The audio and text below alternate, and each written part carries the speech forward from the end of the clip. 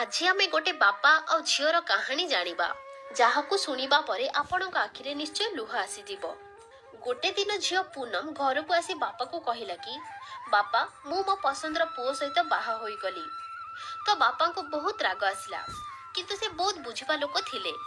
से बस निज झील को एतिकी कहले कि मो घररू बाहरी जा। झील कहला कि एबे आंक पाखरे किछि काम नाही, एबे हमकु रहिबाकू दियो परे पळेबू। किंतु से बापा किछि सुनिलेनी और से झील को घररू बाहर करदेले। किछि वर्ष बीतीगला और पूनमर बापा देहांत होईगला और दुर्भाग्यवशतः जो पुओ सहित पूनम विवाह करिथिला से भी धोखा दे पड़ेला। पूनमर पुओ गोटे झील गोटे थिले और से गोटे होटेल चलाउथिला जोथिरु तार जीवन कटुथिला। पूनम जेते बेले जानिला कि तार बापा को मृत्यु होई गला तो से मने मने भाबिला कि भल हैला मते घररू बाहर करि देइथिले, मते एका कष्ट रे बंचिबाकू छाड़ी देले। मो स्वामी छाड़ी के गला परे भी मते घर को डाकिलेनी। मु तो जीविनी तांको अंतिम संस्कार रे, किंतु पूनमरा पिउसा अंतिम संस्कार रे जीवाकू कहिले। जीवा लोक तो पळेलानी, तू थरे देखि के आसी जा बोली कहिले। पूनम भाबिला कि हाँ चलो थरे जाई के आसी जीवी, देखिबी तो मते घररू बाहर करि देई से केते शांति रे मरी छंती। पूनम जेतेबेले ता बापा घर को गला तो समस्त अंतिम संस्कार पई प्रस्तुत करुथिले, किंतु पूनम को ता बापा मरिबार टिके भी दुख नथिला। से तो खाली ता पिउसा कहिथिले बोली आसीथिला। अंतिम संस्कार आरंभ हैला, समस्ते कांदुथिले किंतु पूनम दूर रे ठिया होई देखुथिला।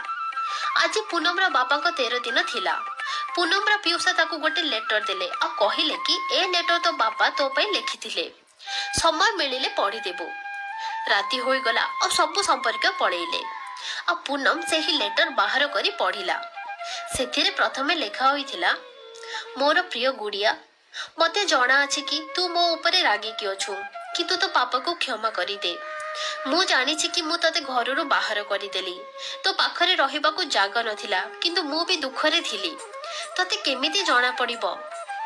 मने अछि जेबे तू 5 वर्षर थिलु तो तो माँ आमको छाड़ी पळेइला, तो सेते बेले तू केते डरुथिलु, केते कांदुथिलु। मो बिना जमा रही पारु नथिलु। राति रे उठी कांदुथिलु तो मु भी तते पूरा राति जगिकी रहुथिली। जेबे तू स्कूल जीवा पई कांदुथिलु तो केमिति मु तोर स्कूल बाहरे पूरा दिन जगुथिली। से ही कंचा सिजा खाइबा मने अछि जहा तते पसंद आसु नथिला, मु ताको फोपाड़ी पुणी नुआ खाइबा बनौथिली कि केमिति तू भोकरे न रहिबु। तो देह जेबे भी खराब होउथिला तो मु मो मनरे बहुत कांदुथिली, किंतु तते हसौथिली। मने अछि परीक्षा बेले जेबे तू पूरा राति पढ़ुथिलु तो मु भी पूरा राति तो सहित जगुथिली। मने अछि तोर सेही छोट कपड़ा पिंधिबा पूरा कॉलोनी गोटे साइड थिले कि एमिति चलिबनी, झियो छोट कपड़ा पिंधिबनी, किंतु मु सब बेले तो सहित ठिया होउथिली, काहाकू भी तो खुशी रे बाधा बनेबाकू देउ नथिली। मने अछि तोर सेही डिस्को जीवा, मद पीवा, पुओ मानक सहित बुलिबा, किंतु मु से कथा को ध्यान दउ नथिली, कारण सेही बयस रे एमिति होई थाई। किंतु दिने तू गोटे एमिति पुओ सहित बाहा होई आसी गलु जहा विषय तते किछि भी जणा नथिला। मु तोर बापा अटे, मु से पुओ विषय सब खबर बाहर कली। से एही काम वासना और टंका पई एमिति केते झियो को धोखा देइछि, किंतु तू तो सेते बेले प्रेम रे अंध थिलु। किंतु तू थरे भी मते कहिलुनी और सीधा बाहा होई आसी गलु। मोर केते स्वप्न थिला कि तते चांद तारा परी सजेबी, धूमधाम रे तो बाहागर करिबी, किंतु तू मो सब स्वप्न को भांगी देलु। छाड़े एबे एही कथार किछि अर्थ नाही। मु तो केवल एथिपाई एही चिठी लिखिछि कि किछि कथा तते कहि परिबी।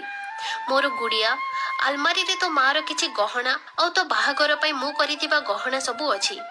3-4टा घर और किछि जागा सब तो ना और तो पिला मानक ना रे करि देइछि। किछि टंका बैंक रो अछि, ताकू तू बैंक जाई नै आसीबू। और शेषरे मु खाली एतिकी कहबाकू चाहूछु मो गुड़िया कि काश तू मते बुझी पारि थांतु। मु तोर शत्रु नाही, तोर पापा थिली। सेही पापा जी तो माँ मरिबा परे भी द्वितीय विवाह करि नथिला, लोक मानक ए कथा सुनुथिला, खाली एथिपाई बाहा हेई नथिले कि तते द्वितीय माँ ठारू किछि कष्ट न मिलु। मोर सब इच्छा को मारी देली खाली तो खुशी पाई।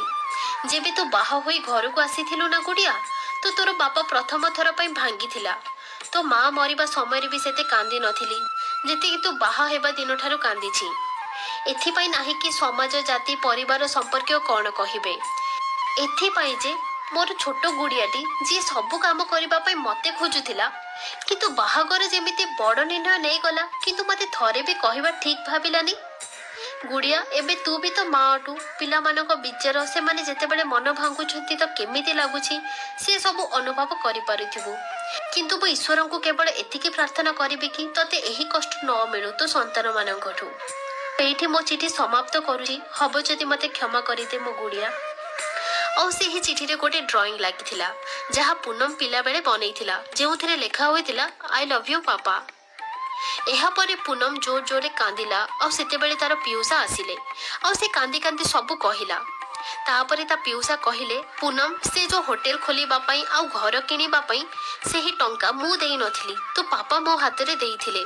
କାରଣ ସନ୍ତାନ ଯେତେ ବି ଖରାପ ହଉନା କାହିଁ, କିନ୍ତୁ ମା ବାପା କେବେ ବି ଖରାପ କରନ୍ତି ନାହିଁ।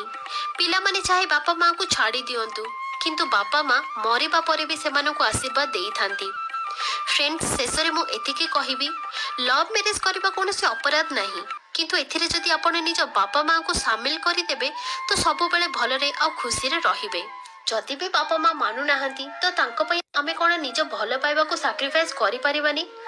ଫ୍ରେଣ୍ଡ, ସେମାନେ ଆମ ଖୁସି ପାଇଁ ସବୁ କିଛି ସାକ୍ରିଫାଇସ୍ କରିଦିଅନ୍ତି, ତ ଆମେ ତାଙ୍କ ପାଇଁ କଣ ଏତିକି କରିପାରିବାନି? ସେଥିପାଇଁ ସବୁବେଳେ ନିଜ ବାପା ମାଙ୍କୁ ରେସ୍ପେକ୍ଟ କରନ୍ତୁ।